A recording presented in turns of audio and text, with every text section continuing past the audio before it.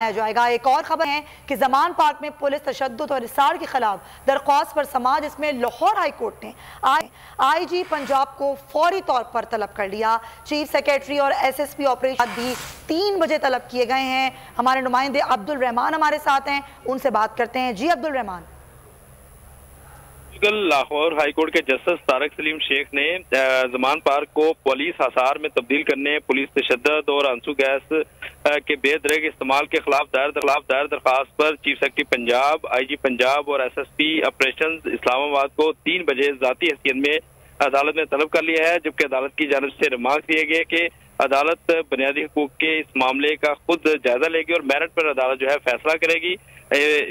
फाज चौधरी के वकील अजहर सदीक एडवोकेट ने दलाल देते हुए कहा कि पुलिस की जानब से बिला जवाब जो है वो तशद्दुद किया गया और वारंट की आड़ में जो है वो जमान पार्क को पुलिस के हसार में तब्दील कर दिया गया। दूसरी जानब लाहौर हाईकोर्ट के जस्टिस तारक सलीम शेख ने इमरान खान को जमान पार्क से लाहौर हाईकोर्ट हफाजी जमानत देने के लिए दायर दरख्वास्त पर भी वकला को जो है 3 बजे दलाल के लिए तलब कर लिया है। अदालती हुक्म पर एडवोकेट जनरल पंजाब शान गुल जो है अदालत के रूबरू पेश हुए, जबकि अदालत में इमरान खान के वकील अजहर सदीक एडवोकेट ने मौका इख्तियार किया कि इमरान खान ने 4 हफाजी जमानत की दरखास्तें जो है लाहौर हाईकोर्ट में दायर कर रखी हैं।